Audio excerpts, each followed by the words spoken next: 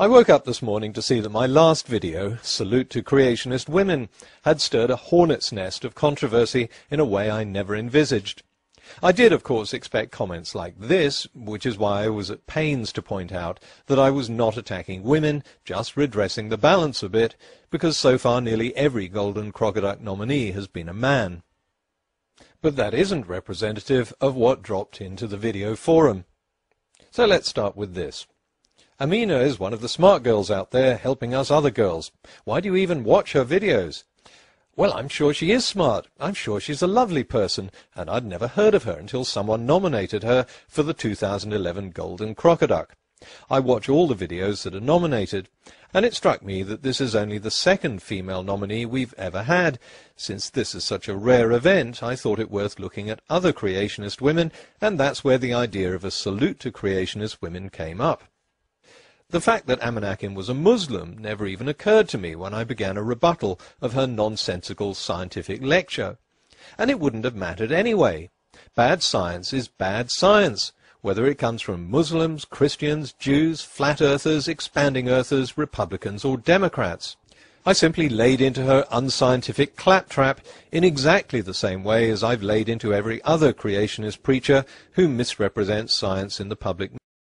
Basically, theories had something to do with this idea that man became more and more intelligent, and as man did so, as man evolved, man became whiter and whiter. To me, the fact that she was a woman or a Muslim makes absolutely no difference. Why should it? But a lot of people who clearly didn't watch the video immediately began to foam at the mouth. You f***ing intolerant arsehole! How dare you make fun of an innocent girl just because she has her opinions and you don't agree?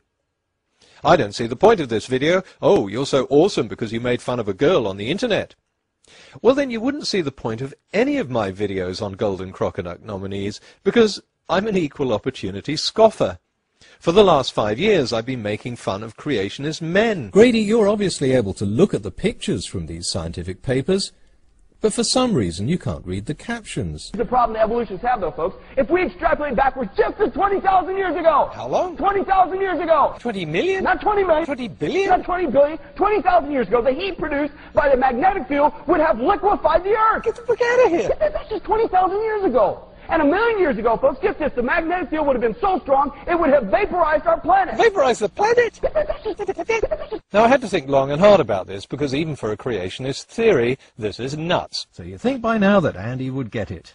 Nah. Where did chemicals come from?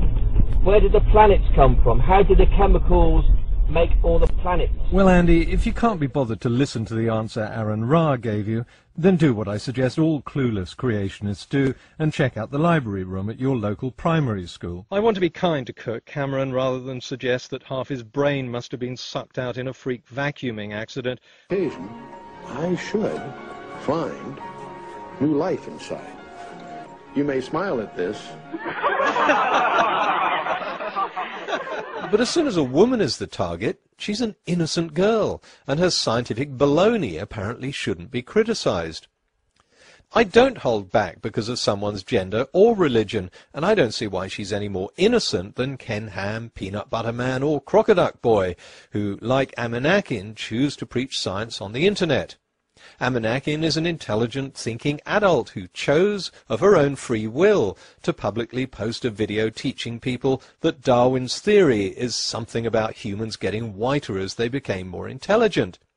If another YouTuber like Nephilim Free had said the same thing, I would have torn into him in equal measure, and I'm sure I wouldn't have received a lot of messages about how he's just an innocent boy. And it's not Amanakin's opinions I disagree with. She's welcome to her opinions. I'm rebutting her claims about scientific facts. For example, that chemical reactions happen by chance. And I hope I showed very clearly that they don't. That's the whole point of doing these videos. It's just plain wrong saying abusive and hurtful things about one's religion. Oh, obviously I Love Geneva Lane didn't watch the video, but that's no surprise. Nothing in the video said anything abusive or hurtful about Islam, just as none of my other videos say anything hurtful or abusive about Christianity. What I go after are misleading scientific claims and the preachers who teach them. The only time I mentioned Islam in the video was to make the point that if I wanted to learn about the history of Islam, I wouldn't reference just one book that set out to show that the religion was nonsense, and I'm sure Muslims would agree. We're allowed to believe whatever we want. I suggest the whiners watch the video before commenting, because you're beginning to sound a bit stupid. If you watched it, maybe you would have heard this. Of course, you can say that at the beginning of time, an invisible being dictated that this is how atoms should interact. Believe what you like, but the fact is that this is how chemicals do interact. Now, I really don't care what you believe. If you want to believe a deity made the universe, that's fine. But if you go on a public channel and misrepresent science, then expect to get rebutted. What right have I got to rebut you? The same right you have to put these videos out in the first place. No, and I don't need permission. If someone presumes to lecture others about science on YouTube, myself included, they can expect to have their videos copied and commented on. It's called fair use. Trying to shut this down is censorship. It's sad that a video about science that makes no criticism of Islam or religious belief should be made a pawn in a stupid religious war by people who didn't even watch it. Because once they start commenting, then we get fanatics on the other side, spouting their own version of hatred and abuse. I've had to remove 2 posts from this video forum, and I don't think I've needed to remove that number so far this year from all of my other videos put together. But the gratuitous racist abuse they contained against Muslims shows just how extreme people get in trying to stir up anti-Muslim hatred. I was going to show the messages blanking out the profanities and the racial slurs, but they were so bad I couldn't even do that. Years ago I lived in Brazil and built a house in a favela in Salvador da Bahia. Like most of Brazil, it's a multiracial area. If one of my neighbours had to describe what someone looked like, they might say he was tall, fat or ugly, but they'd also describe his skin colour in some detail. A bit darker than me, he might say, about the same colour as Lucia.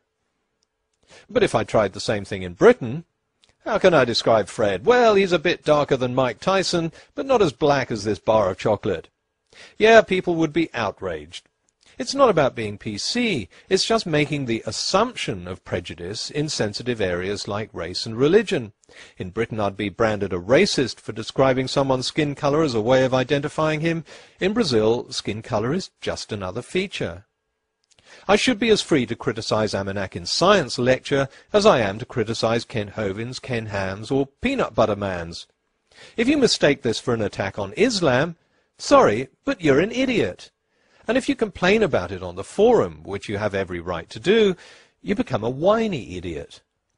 Oh dear, you're going to misunderstand that, aren't you? I'll get comments like, "You're calling Muslims idiots." No, again, I'm not talking about religion. I'm talking about those who comment without watching the video, without taking in or trying to understand what's being said. It's about those who foam at the mouth over an imaginary slight. Of course, I can understand where this sensitivity comes from. When there are other idiots on YouTube and public intolerance against Muslim beliefs is rampant, it's easy to retreat into a defensive posture and assume that a rebuttal of anything someone says is an attack on whatever religion she happens to hold. But learn to tell the difference. If you can't tell the difference, then that polarizing gap is never going to be bridged.